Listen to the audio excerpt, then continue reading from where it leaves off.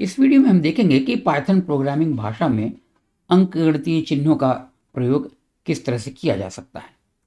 मैंने कुछ इसके वर्ग बना लिए हैं, 6 हैं। अंकगणितीय चिन्ह है, उदाहरण के लिए सामान्य हमारे अंकगणितीय चिन्ह हैं जो हम इस वीडियो में देखेंगे। सामान्य जोड़ ये घटाने के लिए है, ये सामान्य गुणा करने के लिए है, और ये फॉरवर्ड स्लैश जिसे हम कहते हैं यह सामान्य भाग के लिए है। अगला वर्ग है बिट परक चिन्ह यानी बिटवाइज ऑपरेटर्स। वर्टिकल बार ये बिटवाइज और, ये बिटवाइज एंड, और यह बिटवाइज एक्सक्लूसिव और। ये बात ध्यान रखें कि यह एक्सपोनेंशिएशन यानी घात का चिन्ह नहीं है, यह प्रयोग में आता है मात्र बिटवाइज एक्सक्लूसिव और के लिए। स्थान परिवर्तन चिन्ह यानी शिफ्ट, तो यह बाईं तरफ एक बिट से शिफ्ट करेगा, यह दाहिनी तरफ एक बिट के लिए शिफ्ट करेगा, अर्थात ये चिन्ह भी बिटवाइज ही है, बिट परक ही है। यह तुलना के लिए चिन्ह है, comparison operator, less than, greater than, equal to, या ये कह लीजिए यह हम इसे बराबरी, इससे हम देखते हैं कि दोनों तरफ दिए हुए मान बराबर हैं कि नहीं, इत्यादि। लॉजिकल ऑपरेटर्स यानी तार्किक चिन्ह, उदाहरण के लिए एंड, और, एंड, नॉट। निर्धारक चिन्ह ये बहुत हैं संख्या में, यानी असाइनमेंट ऑपरेटर्स। असाइनमेंट यानी निर्धारण चिन्ह, जोड़ो और फिर असाइन करो, गुणा करो और फिर असाइन करो, इत्यादि। अब देखिए कि ये चिन्ह किस प्रयोग में आते हैं, क्या इनके परिणाम हो सकते हैं। ये तो सामान्य धन का निशान है जोड़ने का, 5 धन 10 बराबर 15 होना चाहिए। ऋण 10 ऋण 5 5 होना चाहिए। 5 ऋण 10 ऋण 5 होना चाहिए। यह एकल ऋण चिन्ह है, तो यदि i का मान हमने ऋण 5 निर्धारित किया है, तो i बराबर ऋण i, तो इसका मान हो जाएगा धन 5 या 5। सामान्य गुणन 5 गुणित 10 50, 1.2 गुणित 2.0, इसका मान होगा 2.4। यह अनावश्यक रूप से दशमलव के चिन्ह के पश्चात C या C++ की भांति 6 अंक प्रिंट नहीं करेगा, जितनी आवश्यकता है उतने ही प्रिंट करेगा। यह सामान्य भाग है, तो पुनः 1.22 ही प्रिंट करेगा, अनावश्यक रूप से 4 शून्य अतिरिक्त प्रिंट नहीं करेगा जैसे C और C++ में होता है। यह शेषफल का चिन्ह है, यह मात्र पूर्ण संख्याओं पे ही लागू होता है। तो 5 में यदि 2 से भाग करेंगे तो भागफल आएगा 2 और शेषफल आएगा 1, तो उत्तर आएगा 1। यह विशेष चिन्ह है घात के लिए। 2 स्टार के चिन्ह हैं, 2 घात 3 परिणाम होगा 8।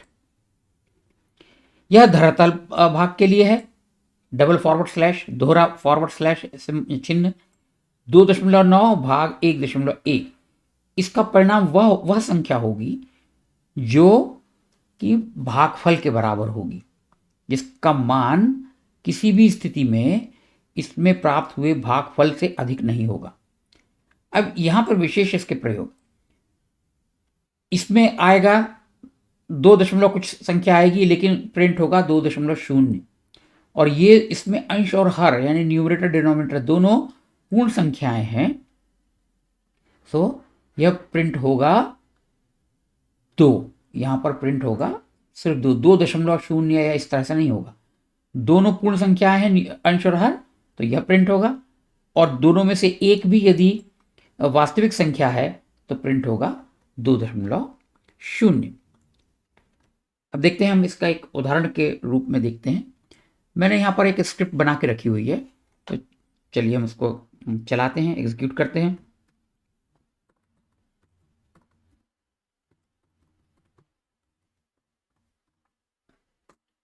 यह परिणाम है। राइट पेन में देखिए मैंने 2 चर घोषित किए हैं, 5 और 10, तो यह प्रिंट फंक्शन जो है इसका सामान्य सामान्य जोड़ देगा, ये सामान्य जोड़ 15। अगला प्रिंट फंक्शन सामान्य घटाना, ऋण 5। उसके पश्चात मैंने यहां पर दो वास्तविक संख्या चर घोषित किए हैं, उनका मान निर्धारण किया है। तो यह प्रिंट फंक्शन आई और जे का भी गुणनफल देगा और इनका भी गुणनफल देगा। तो देखिए आई और जे के मान थे क्रमशः 5 और 10, तो परिणाम आया यहां पर 50। और F1 और F2 के मान क्रमशः थे 1.2 और 6.3, तो उसका मान उसने प्रिंट किया 7.56। इसने अनावश्यक रूप से 4 और शून्य दशमलव चिन्ह के बाद प्रिंट नहीं किए। तो यह एक इसकी विशेषता है कि जितनी आवश्यकता होगी उतने ही अंक दशमलव चिन्ह के पश्चात प्रिंट करेगा। अब यहाँ पे सिंपल या साधारण अपना भाग है, तो इसका मान इसने देखिए यहाँ पर इतने प्रिंट कर दिया। अगला है मॉड ऑपरेशन या शेषफल चिन्ह, प्रिंट 5% 2, अर्थात इसका मान आना चाहिए 1, इसने 1 प्रिंट कर दिया। अगला है एक्सपोनेंशिएशन यानी घात का चिन्ह, तो 2 घात 3, 2 दूनी 4 दूनी 8, तो इसका मान आना चाहिए 8, जो इसने यहां पर प्रिंट कर दिया है। अब अगले दो प्रिंट फंक्शन आप देखिएगा, इसमें 2.9 फ्लोर डिवीजन कह सकते हैं या इसको धरातल भाग कहते हैं, 1.1, तो मान जो कुछ भी होगा 2 कुछ जो भी होगा यह इसको प्रिंट करेगा 2.0, यह बताने के लिए कि यह वास्तविक संख्या है। और दूसरी तरफ 5 या 5 धरातल भाग 2, इसका परिणाम आएगा 2, कोई दशमलव का चिन्ह यहां पर नहीं आएगा।